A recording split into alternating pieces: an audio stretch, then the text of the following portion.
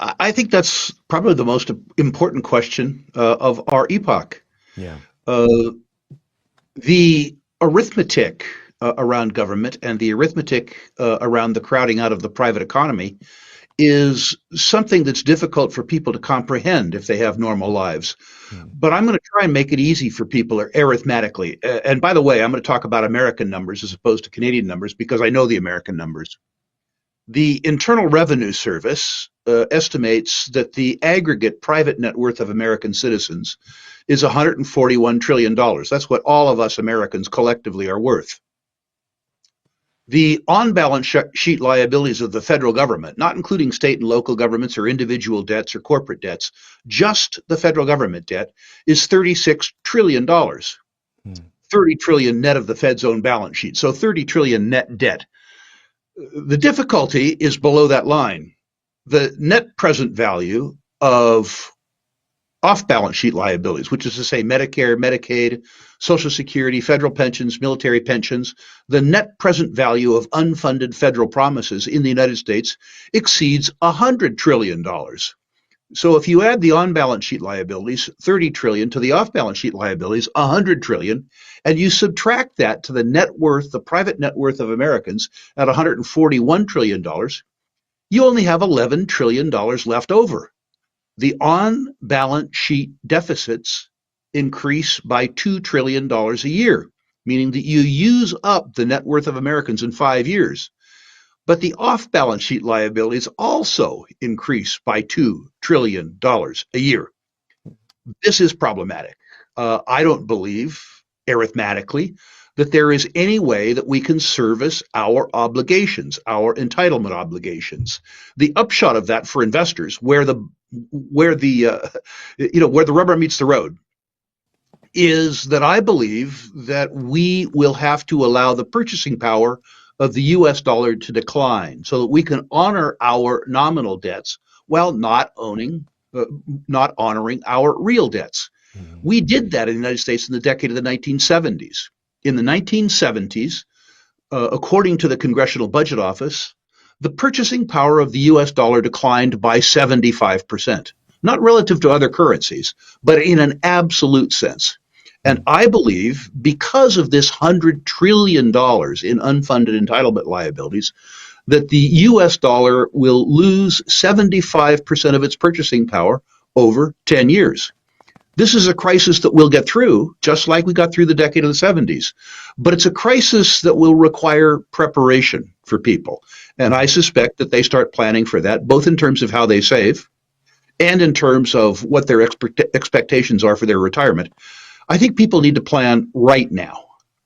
Yeah. But I believe that over the next 10 years, gold's appreciation, at least in nominal terms, will mirror the devaluation of the purchasing power of the US dollar. I don't own gold because I think it might go from 3,300 to 3,500. You may recall you interviewing me some time ago where I said Mhm. I don't own gold because I think it might go above 2,000. I own gold because I'm afraid it's going to go much higher. If you allow the purchasing power of the US dollar to decline by 75%, which is what I think happens over the next 10 years, arithmetically, it makes absolute sense that as a consequence of that, the nominal price of gold rises threefold or fourfold. So I don't own gold because I hope it'll go to 3,500. I own gold because I'm afraid it'll go to 12,000. Yeah. And do you think retail investors are kind of following suit? I mean, they're listening out there. Gold ETF outflows suggest that they're still quite hesitant. I mean, is that a contrarian buy signal or, a sign that capital is chasing Bitcoin and these other high beta trades instead? I'm not sure what it's a sign of, to be Yeah. honest with you. I know that my own database of investors who are interested in natural resource investing grows by about 50 people a day. Mhm. What is of interest to me is that the growth in the database isn't coming from the usual suspects. The usual suspects look like me, old, fat, bald, rich white guys. That's what the gold industry has been about for 40 years. The growth in my database is probably 75% people at 50. 35% of the new people in my database are female. We never saw that before. Hmm. What we're seeing is that interest in gold now is more global than domestic. So at the same time that there are outflows from gold-oriented ETFs, more specialized gold products, as an example, the Sprott Physical Gold Trusts, Mhm. are having substantial inflows. And retail investment in gold outside the US, particularly in India, Pakistan, China, Taiwan, Korea, Vietnam, is very, very strong indeed. So, what we're seeing is an international gold market. We have better ways of keeping statistics in the United States because we can measure inflows and outflows to ETFs. Mhm. But at the same time that we're seeing disintermediation from retail gold products in the United States, we're seeing increased gold ownership and hence escalated gold commodity prices on a global basis. The market's just changing.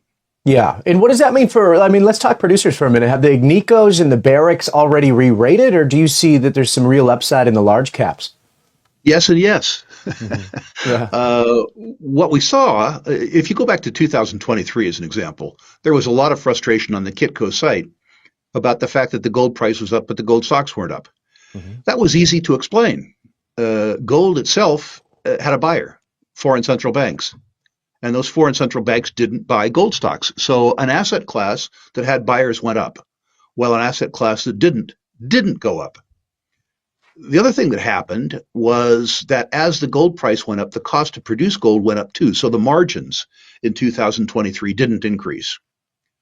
When the momentum in gold continued into 2024, something very different happened. The price of gold, the increase in the price of gold outpaced the increase in the price of inputs to produce gold, and producer margins began to expand. That increase in producers' margins, coupled with the perception around investors that gold was a real asset class, meant that the producers who demonstrated performance went crazy in price.